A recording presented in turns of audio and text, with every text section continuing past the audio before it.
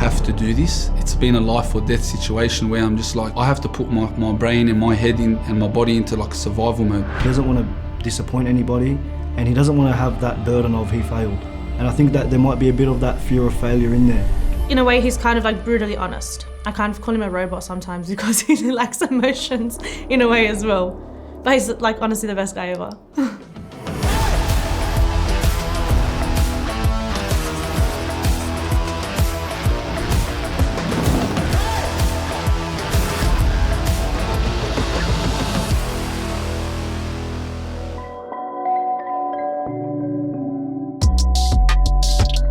My name's Anthony Tannous. I'm the owner and director of AT Labour Hire, and I've been running it for 3 years. You know, just seeing what my parents sort of went through and sort of made me really push to have something of my own. Being in the construction industry from a young age and seeing my father and, you know, working with family and friends, it made me realise, you know, I can definitely do something in the construction industry for myself. My main focus was go to uni, get the construction management degree, then lead that on to get my builder's license. But a labourer on my job site actually mentioned to me, you know, you'd make a good boss. You'd make a good guy to, you know, run a labour hire business. And I said, you know what, I'm going to take you up on that. And I actually went and started it the week after. What I first did was I went through all my contacts on my phone. Hey, it's Anthony Tannous, got my labour hire business I just started. If you need any boys or you need anything, let me know. You know, I just baby steps, started walking while I was working in construction as well. So it was like a side thing at first. One of my friends from school, first client, Anthony, I'm working with a guy, I need a labourer tomorrow or whatever. Yeah, done. No worries, I'll organise it. And sent my first worker there, made sure I went to site, had a look, saw, you know, this is how it's going to be from now on. I knew it was going to work. But yeah, still to this day, I still got 1 more year left at uni. I love the way Anthony tells that story. You can tell he's an entrepreneur and he really loves what he's doing. That's half the reason we put this whole series together. You see someone talking about their business like that and you just can't help but feel inspired. That's the story of thousands of business owners around this great country of ours. They're tough, they're dedicated, but we don't celebrate them. We don't hold them up as an example anywhere near enough. My name is Marie. I'm Anthony's fiance, and I've been working with him for about a year now. So we met in Mass through mutual friends as well. About 5 years ago this happened. After church we went to dinner. We saw each other about 13 days in a row after that dinner. There was not really a friends talking stage. We kind of were both serious about each other. Like, we know what we wanted from each other. And then when Anthony started his business, I didn't think we were ready to have me in the business. I only just started last year and I felt comfortable and like to see him be able to support us both in that business, so it was good. So a year in now with her being part of it properly full time, it's been a big help for the business and for me as well. So I do like all the payrolls, I do all the invoices. I also get people on board in our allocating system. It's good to know that, you know, you've got someone that's got your best interest at heart as well, because it's hard to come by.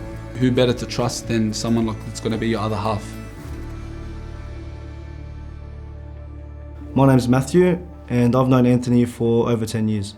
Being in business myself, we can really understand each other. We tend to tell each other a lot, things that we generally don't tell other people, but having that person there to bounce off is very valuable, especially in hard times when there's not really anyone there to turn to. Like, business can be a bit of a lonely road, so it helps a lot. There's been many late nights where I'll get a call from Anthony at 1 a.m. in the morning, 12:30 at night. Next thing you know, he'll tell me, you know, Matt, I'm tapping out. And sometimes I call him and I tell him, Anth, I'm tapping out. And by the end of the phone call, the guy will have me in stitches. He always knows how to turn your mood around. And when the mood's dull, he'll have the whole room laughing. This is really important. Being in business can be extremely lonely. Business owners need to seek out and build support networks around them. You need someone to lean on, whether it's Anthony chatting with his friend Mathew or getting counsel from a mentor. You need relationships around you, and those relationships provide support back and forth in everything you do in your business, from interacting with customers, suppliers, or even customer service. Don't be afraid to open up about your business and where you're actually at. Align with tools and networks that are always on hand to hear you and to help you, like the always on call team at GoDaddy, for example. Trust me, you'll always get more of it than what you might feel like you're going to give away. So Anthony's goals with the business is definitely growth.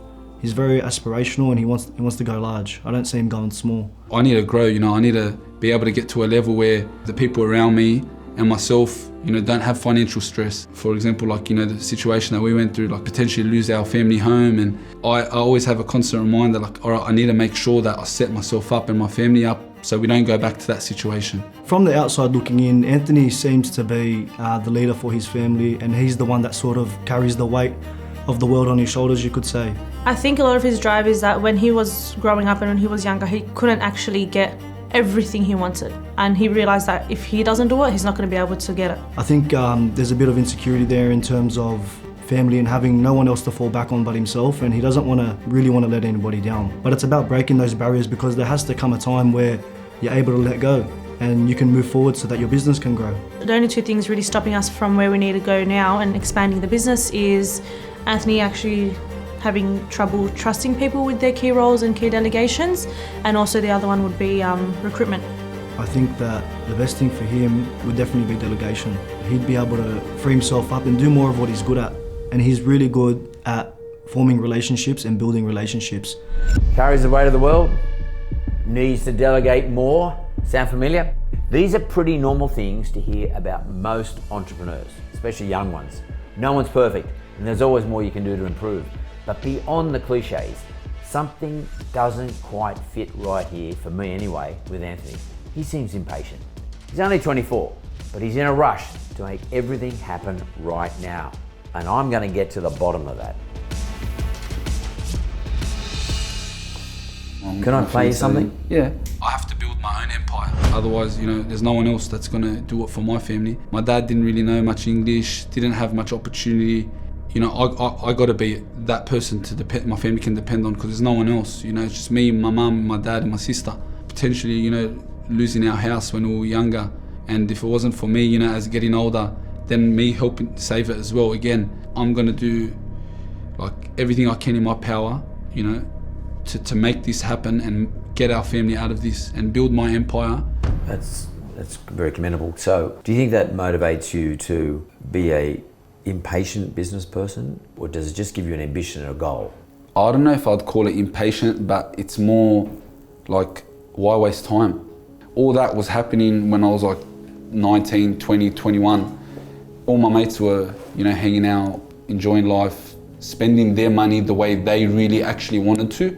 I never got to travel. I went to Lebanon, where my background's from, once. That opened my eyes. That was the best thing I ever done. I went with my group of friends from school and we had the best time ever.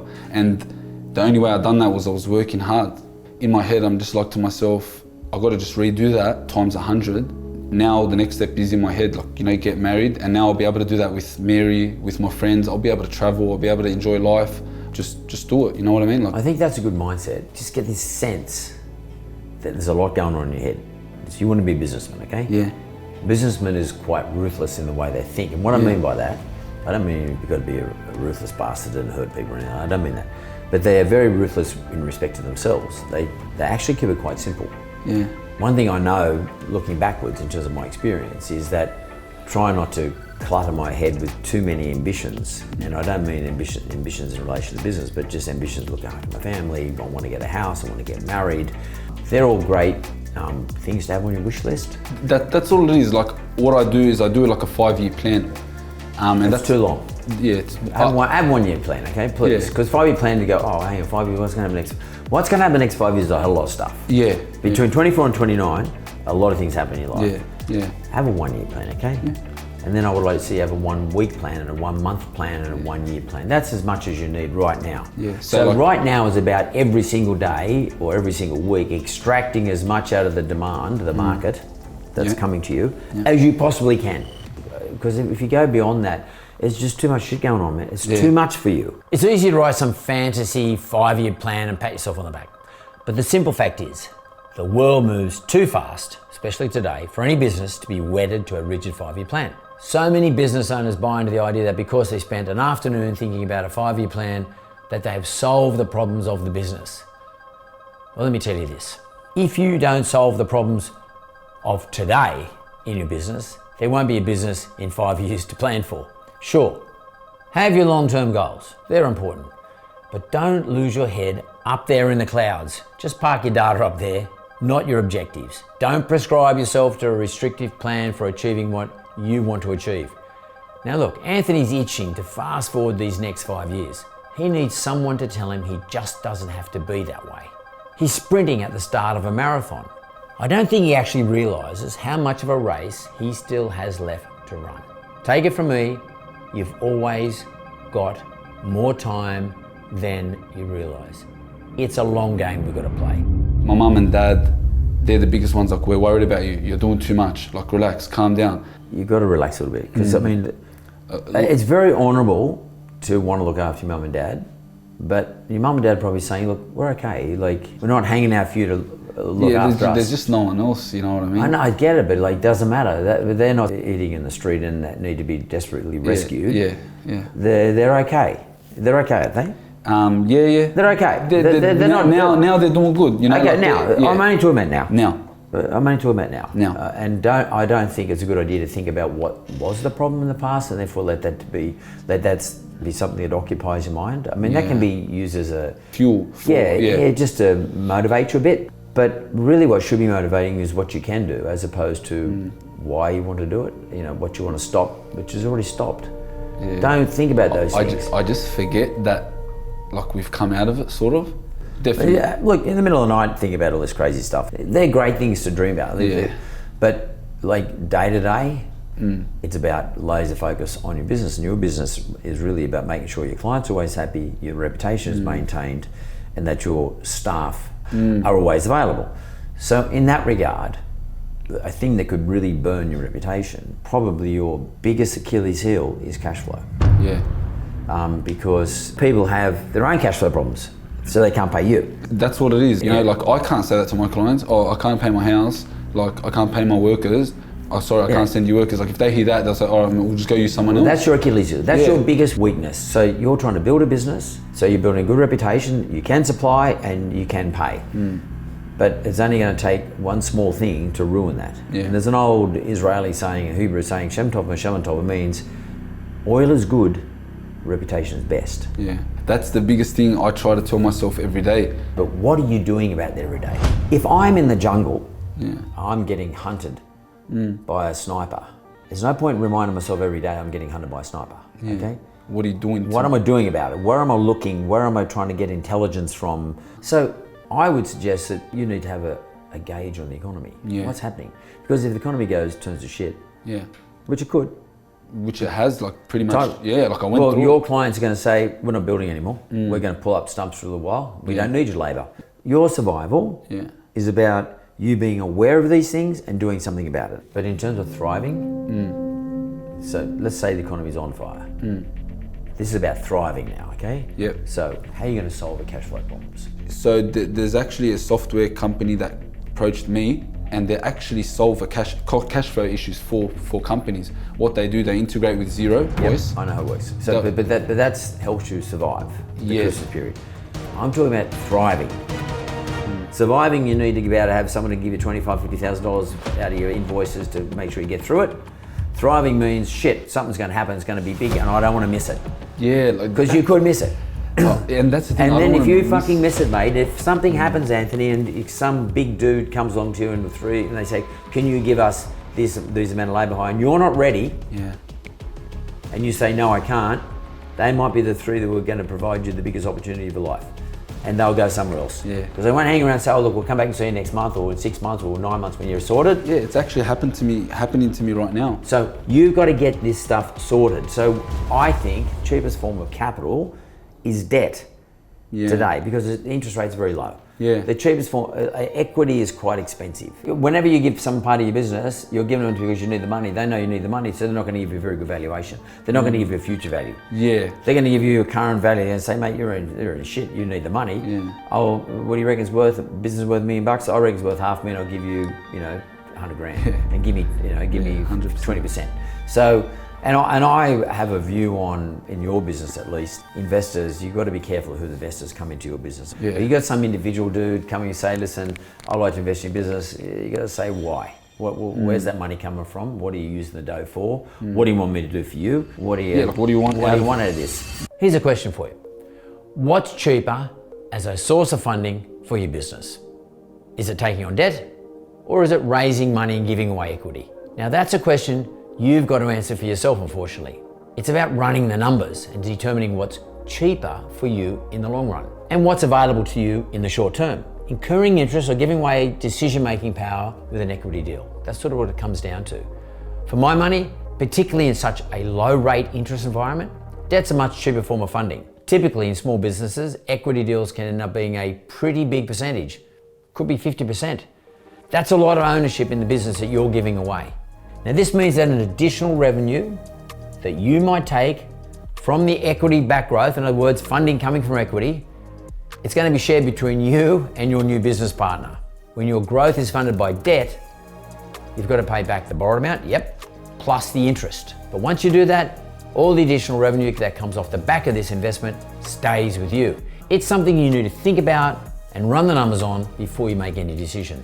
By the way, it might be you have no choice. The only thing that might be available to you is either debt or equity. I parked something before, and I'm going to play it for you now. This is an important one for you to remember this one. I think the business is quite dependent on Anthony. So he always said this, trust no one. So like, it was one of his things. But even with me, I feel like even when he's delegated things to me, he doesn't have the full trust that I'm going to do it the way up to his standards, for example. So it's a race against time, is it not? So when you want to self-fund and not get the external help, that can be detrimental to your success, and you can lose momentum over time as well. So if he doesn't trust people with roles and delegating things to other people, he'll be stopping himself from other opportunities that may arise and other things that he can do to grow the business and help it be better. Mate, you're not going to be able to do all this on your own. Yeah, so, no, I know. And you're going to have to know. make some mistakes. You're better off being a manager of people than you are trying to manage everything yourself. Yeah. Tell me, what's Mary talking about? Trust no one, what's that mean? It's just like, it's hard to find people that Sure, it's hard to actually find, but care about, like, they care about the business as much as me. Or No one will care about yeah. the business as much as you. But I started to realise, like, you know what? It's a risk I'm going to have to take to get to where I need to be. I've got now 1, 2, 3 people helping me now in the office that I'm delegating things to. But when you say you're delegating tasks to them, but what about if you delegate a function to them as opposed to delegating the task? What do you mean not a delegating. function? Well, you say so-and-so, you're now in charge of recruitment. I've sort of given them like a role to look after now. So It's I've a said, function. Yeah, function, okay. So delegation of functions as Yeah. opposed to delegation of tasks. You need to remove yourself a little bit from that stuff and watch people do what they're doing. Help them out when they make a mistake. Yeah, just You give must. them a go, like give them a go. You must give them a go. You got to let them run. Yeah. And you got to let them make the mistakes. But like, so then we come back to reputation. I don't want to let them make the mistakes that ruins my reputation as well. Like Yeah. I'm just a constant battle in my head. Like, No, that's fair. A business needs to have a rhythm. You need to build a rhythm within your business that operates outside you. If you've got an orchestra, everyone's got their role. You're not trying to do the piano and do that. You're just conducting. Yeah. That's who you got to be. That doesn't mean that there's ever going to be a problem. Like most people listening can't really pick the issue. The conductor can. Yeah, well, you should, you have to. You can pick it, but Yeah. the audience can't. What you're hoping is your audience can't. That's very true. That's what So you that's have to where the reputation doesn't get sort of chipped away. Correct. Yeah, That's what you got to do. Okay. That's who you got to be. Think of yourself as that dude. Okay. So, 2 things. I think you are a good survivor. You've demonstrated a good survivor. You're in an industry that survives well, and you've come up with some little protocols and practical things that work for you in terms of satisfying the demand for your clients. Good. So, and you've worked out a way to access cash flow when you need it during survival periods. You've killed it. I think that you make your own decision. I think the market's going to kick off hard. Yeah. Which means you need to know how to thrive. Yeah. Thriving is about having people who you can rely on. So you better get people straight away you can rely on, individuals in your own organisation. It's also being in a position to meet the cash flow demands of the business that you now run, or will be running, okay? And then after that, all the things you dream about, that you hope for, they're all going to fall in place. Yeah, it comes Over time. Comes with it, yeah. Okay, over time. It's not going to happen next year. You'll just chip away on all these dreams. But be laser focused on being the orchestra conductor, okay? Yeah. That's the business you're going to run. Yeah. We're out of time, champ. I already know that's spot on. Like, I can feel it. I see a vision, everything. Thank you. Good luck. I appreciate it. Thank you. For any entrepreneur, young or old, new or veteran, you've got to remember this. You've got time on your side. And you always have more than you realise. It's the long game. The big moves and the high points of most entrepreneurs' careers happen in their 40s and 50s. So for someone like Anthony, he doesn't have to be in a rush. Everything he's doing right now is valuable. He's learning. That's a value add. He's building connections. That's a value add. And he's building a network. But he has to remember that he's only just getting started. He's got a long way to go. Sometimes in business, you have to run like crazy though. You have to run like crazy just to survive. But you've got to settle into a steady pace at some stage, focusing on the ground right in front of you, step by step, and trusting that you'll reach that horizon that you are dreaming about one day. Don't be in a hurry to push the boundaries, because you may never get there.